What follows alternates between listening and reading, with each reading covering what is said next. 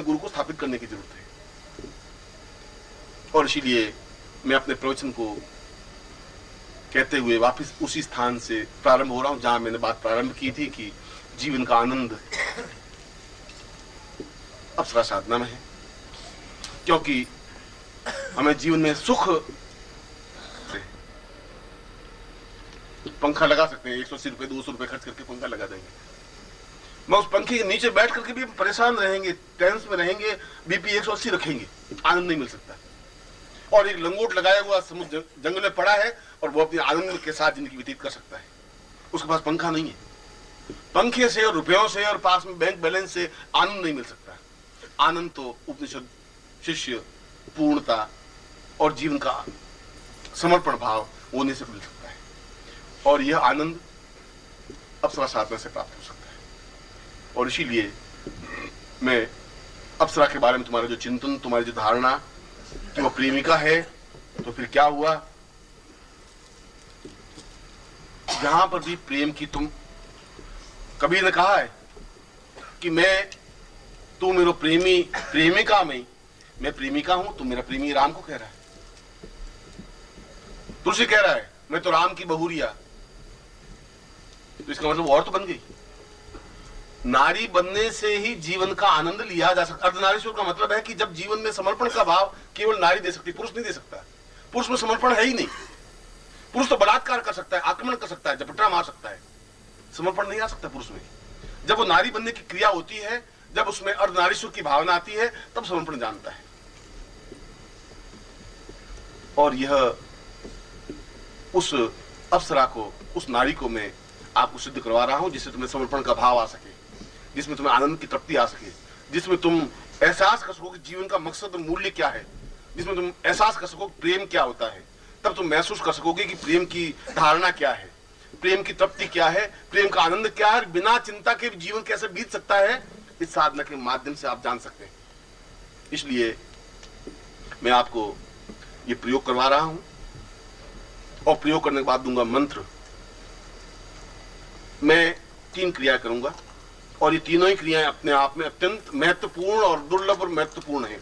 इसलिए कि ब्रह्मा ने जिस श्लोक को मैंने प्रारंभ किया, उसी श्लोक में इस साधना का पूरा मंत्र छिपा हुआ है। जिस साधना को ब्रह्मा करके भी अपनी उस स्वर्ण अप्सरा को सिद्ध कर सकता है, आपको भी उसी साधना को मैं समझाऊंगा, जिसके माध्यम से स्वर्ण सिद्ध हो सके, और गारंटी के साथ सिद्ध होती ही है।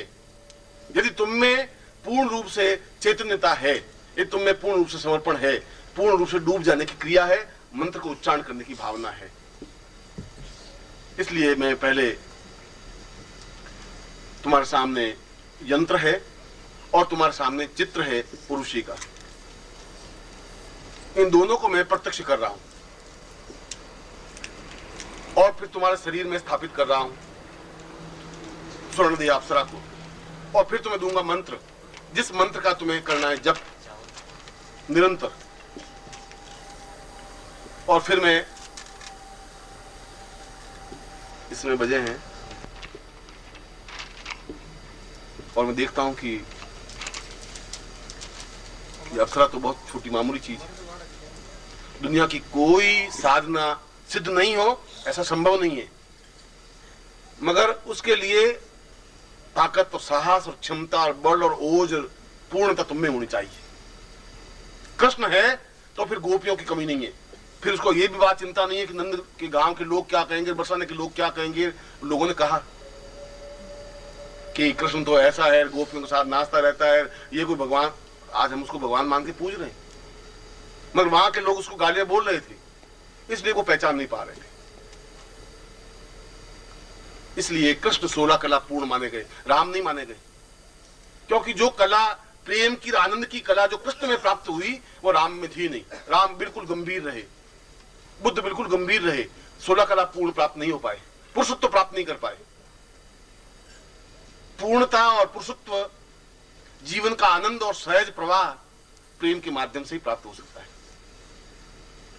और यह प्रेम, विशुद्ध प्रेम, सात्विक प्रेम, जीवन के आनंददायक प्रेम केवल उर्वशी साधना के माध्यम से या अप्सरा साधना के माध्यम से संभव है। इसलिए मैं इस प्रयोग में मैं उसको आपके शरीर में समाहित कर रहा हूं, जिससे कि तुम उसको अपने शरीर में जज्ब कर सको और एहसास कर सको।